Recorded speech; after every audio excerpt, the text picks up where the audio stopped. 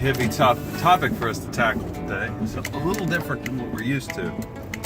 That's because I've been thinking about something. I was reading a book the other day. That was a strange noise. Sounded like one of them old crank horns. Don't know what that was. Anyway, I was thinking about something. In terms of physics, we were listening to a podcast, which is where I get a lot of my inspiration.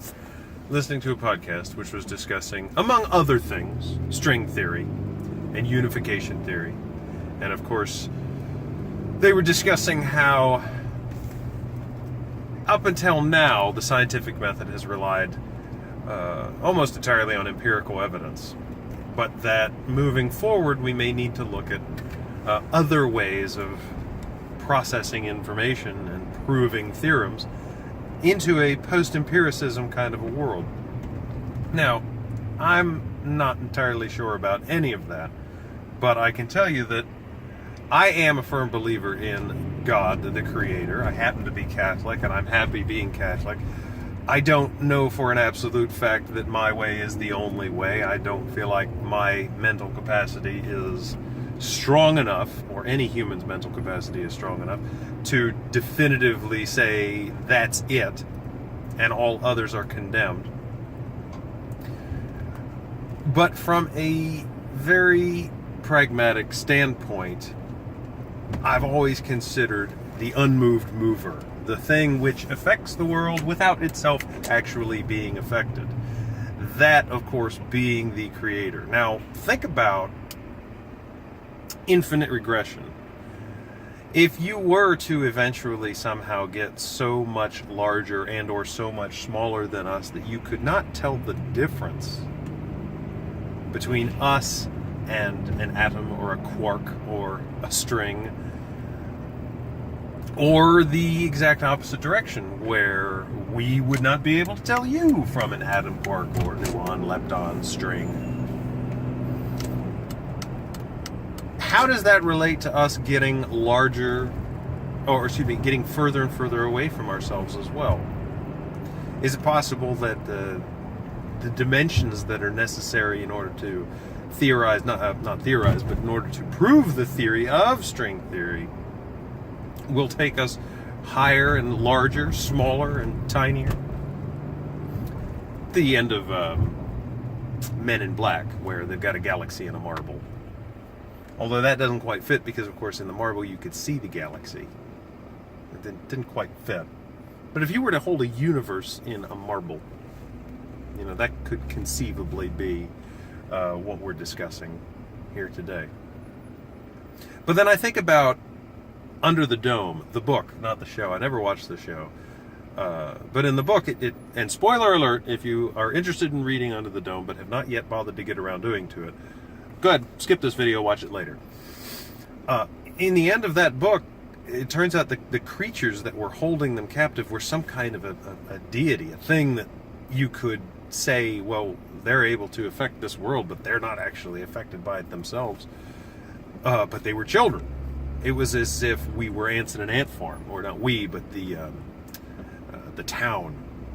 They were able to move statically throughout Earth, and to them it was just like going from their bedroom to their bathroom. And then considering that another step further, which would be the show Sliders. I've always considered Sliders to be a fun show, especially the first season or two. I thought it got a little weird there in the end. But I always was curious as to how is it that you're traveling from one dimension to another, and every dimension is almost identical to our own. I mean, sure, things are different. In this one, the Nazis have taken over. In that one, there's no men because they were wiped out by a disease. Sure, they're very different. But when you consider that there's still a San Francisco, and there's still a United States, and all the continents are almost exactly the same, the furthest one away they ever got was the one with the nuclear winter, and even that, there were homes still left. I was wondering, why is it that you're not jumping into a world where Earth was never formed? where 100 billion years ago, a little atom went to the left instead of the right, and boom, the Milky Way galaxy was formed completely differently, and 35 light years off to the other side, or probably more like 400 light years. How big is the Milky Way? How big is any galaxy? I can't remember. Which is another point. In Star Trek, why do they always talk about things in millions of kilometers? Why don't they just say megameters or gigameters? But that's probably a topic for another show. But the point I'm trying to make is simply that consider how incredibly humongous the universe is. Oh, and my theory about sliders is I decided that, what it must be is that if you look at the world in 3 dimensions, any 2-dimensional plane is going to be very similar to a 2-dimensional plane very close to it. Similar, not identical. And if you jump a few inches up, it could be drastically different. And if you were to jump a few yards up, it would be drastically different. And if you were to jump a few miles up, you wouldn't recognize it at all. So I'm thinking that if you look at our 4th dimensions that Quinn Mallory is traveling through, that you're jumping only the equivalent of a few inches away, and at each dimension is a slice, what's the word, Planck size slice of that 3-dimensional world. So he's traveling in 3 dimensions to the 4th dimension, and each 4th dimension that he's in is that Planck size sliver of our own dimension, and he's only traveling maybe an inch or so, to the point where there are some things that are drastically different. Which makes me wonder if they're really Planck-sized scales. Are you ever going to be able to get home? Maybe you're just going to find one that's 2 or 3 Plancks away from your own. The differences are something that you might never even notice. The differences could be stuff that only happens in Asia or Africa. You would never notice the difference. But that a million years from now, the original Quinn Mallory's universe and our universe would be drastically different. In fact, there could be, by the time he's already jumped and been missing for a month, there could be 50, 60, 100, a million, infinite number of universes where another Quinn has jumped and gotten lost also. Excuse me, slid, not jumped.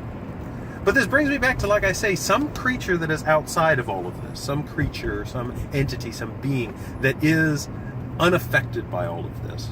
That could be our God. That is us. Now, should we worship this God? I say yes. I say this guy wants our respect.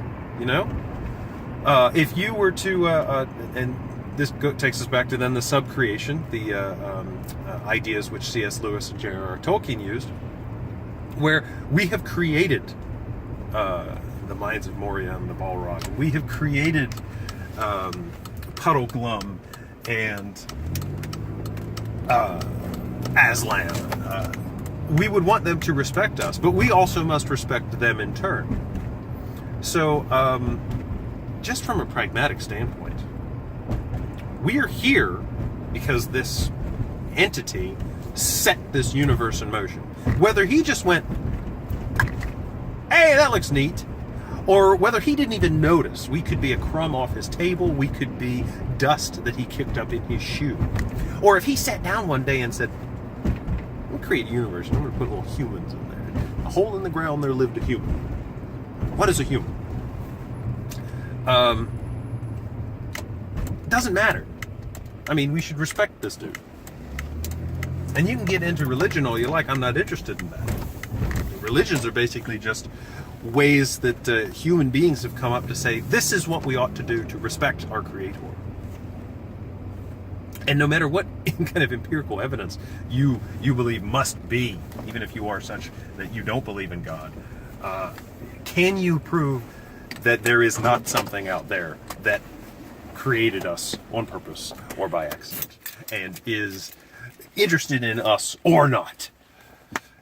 I see no reason not to at least acknowledge that as a possibility and say, yes, we shall respect this being. It could be the thing that is bringing miraculous changes in our lives. It could be listening. And maybe someday, if it has created something on its own, maybe someday we will be in a position where we could overpower him, like Terminator. I don't know, that's getting a little crazy. What do you think? Given it any thought? You go to church every Sunday. What do you consider there? What do you do to respect or disrespect your Creator? Are you like the Klingons? Klingons had gods, but they were killed many. How would you describe that? They were killed a long time ago. Well, I'm at the office. A heavy topic today. Hope you enjoyed yourself.